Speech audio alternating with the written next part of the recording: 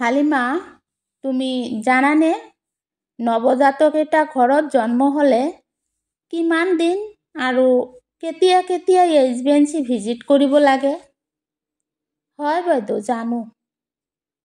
কোৱা তেনেহ'লে। যদি গৰ্ভৱতীজনী ঘৰত প্ৰসৱ কৰায় তেনেহ'লে আমি তাৰ ঘৰত মুঠ 7 দিন এইচবিএনচি ভিজিট কৰিব লাগে। প্ৰথম ভিজিটটো আমি যিদিনাখন ডেলিভাৰী হয় অৰ্থাৎ ডেলিভাৰী হোৱাৰ 24 ঘণ্টাৰ ভিতৰত কৰিব লাগে। দ্বিতীয় ভিজিটটো 3 দিনত কৰিব লাগে। তৃতীয় ভিজিটটো 7 দিনত কৰিব লাগে। চতুৰ্থ ভিজিটটো আমি 14 দিনত কৰিব লাগে। পঞ্চম ভিজিটটো আমি 21 দিনত কৰিব লাগে। আৰু ষষ্ঠ ভিজিটটো আমি 28 দিনত কৰিব লাগে।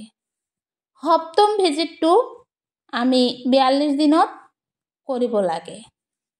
এইদৰে আমি তাইৰ ঘৰত ডেলিভাৰী হ'লে 42 দিনলৈ মুঠ 7 দিন ভিজিট কৰিব লাগে।